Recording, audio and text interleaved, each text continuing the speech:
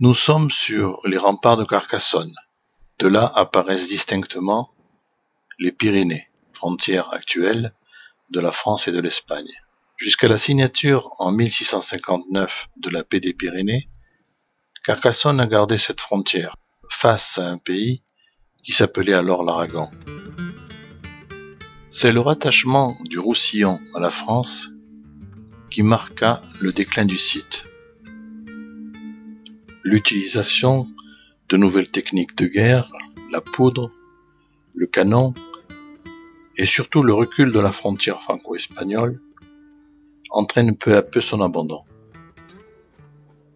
Aujourd'hui, Carcassonne, c'est deux villes. La ville haute où nous sommes et la ville basse appelée Bastide Saint-Louis. La Bastide Saint-Louis fut en quelque sorte la nouvelle Carcassonne du XIIIe siècle.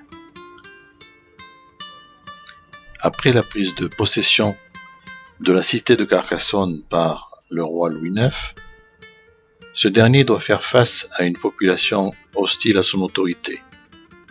Le roi de France envoie ainsi les habitants de l'autre côté de l'Aude, où il fait construire la ville basse.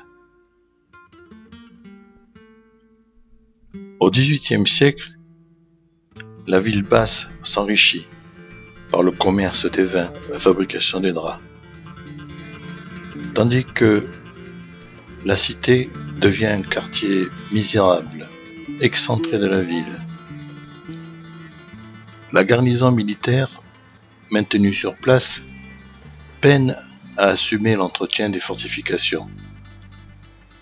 Les remparts deviennent de véritables carrières de pierre.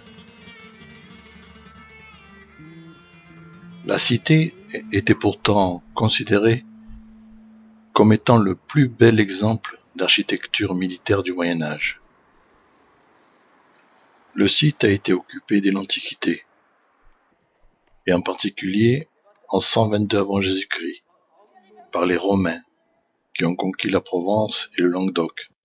Puis il y eut les Visigoths. La cité resta entre leurs mains de 460 à 725. Au printemps 725, les Sarrasins s'emparèrent de la cité de Carcassonne. C'est durant le Moyen Âge qu'est née la légende de l'origine du nom de Carcassonne.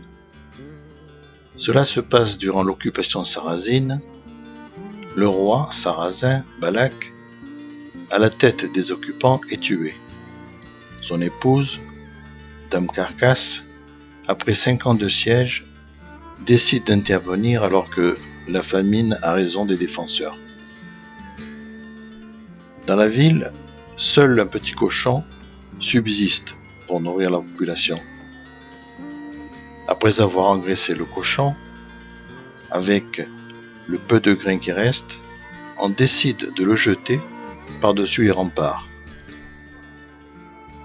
Le cochon éclate en touchant le sol. De son ventre s'échappe le grain ingurgité.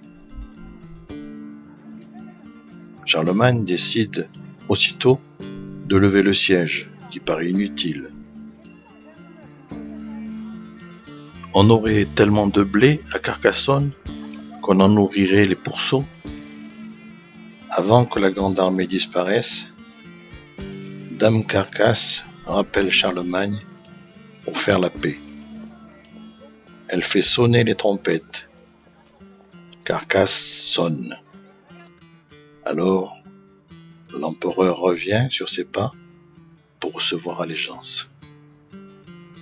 Les Sarrasins seront chassés de Carcassonne en 759 par Pépin le Bref.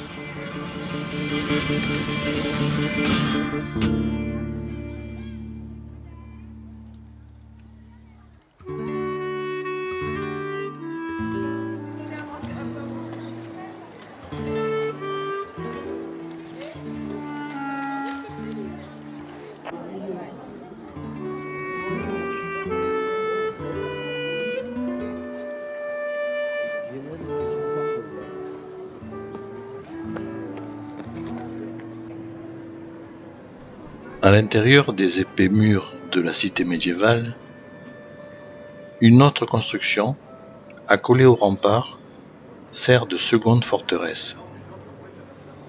C'est le château comtal, érigé au XIIe siècle par les puissants Trencavel. C'est avec la dynastie des Trencavel, de 1082 à 1209, que la ville va accéder à un rayonnement exceptionnel. Carcassonne est alors au cœur d'un immense domaine, couvrant l'équivalent des départements du Gard, de l'Hérault, de l'Aude et du Tarn. Pendant cette période faste, la religion cathare se développe rapidement. Raymond Roger Trencavel, vicomte de Carcassonne, la tolère et protège les hérétiques sur ses terres. La cité est rapidement assiégée.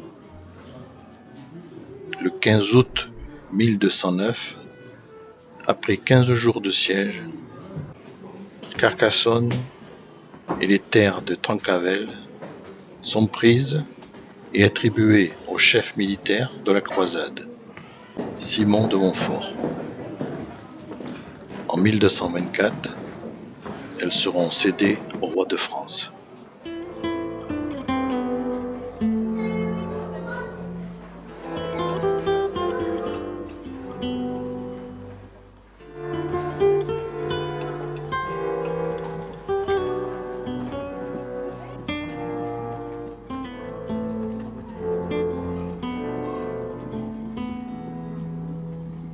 La cité, entrant dans le domaine royal, sous les règnes successifs de Louis IX, Philippe le Hardi, Philippe le Bel, prend sa physionomie actuelle.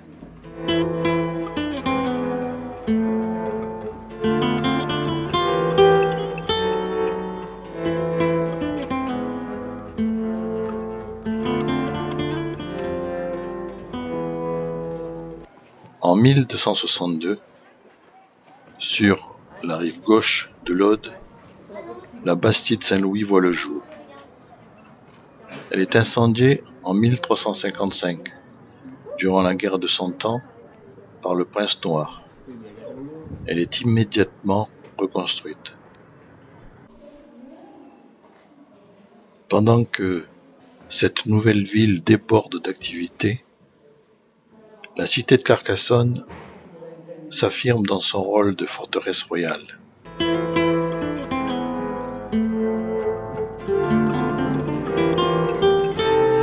Dans la partie sud de la cité de Carcassonne, la basilique Saint-Nazaire devint cathédrale au XIe siècle. Bâtie selon le style roman, l'édifice venait remplacer une ancienne église moins importante qui était, semble-t-il, du VIe siècle, du temps des Visigoths.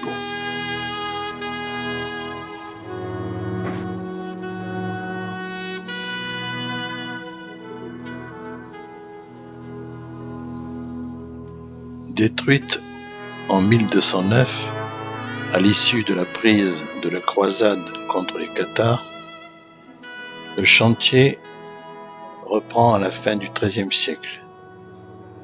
Nouvelle époque, nouveau style.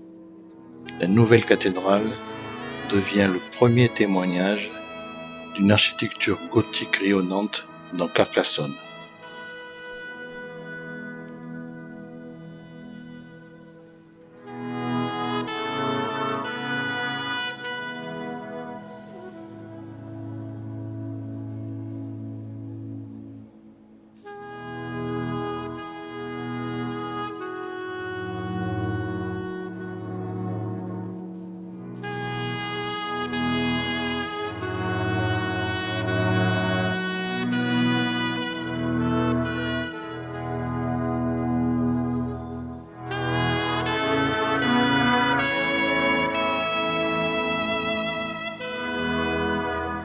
Au XIVe siècle, la ville redevenu prospère, est le premier centre de production textile du royaume.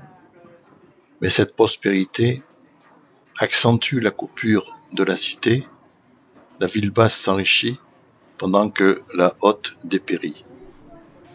Au XIXe siècle, une réaction salutaire se produit pour restaurer le patrimoine historique. La cité médiévale est ruinée, mais elle ne doit pas disparaître. Viollet-le-Duc est appelé à la rescousse.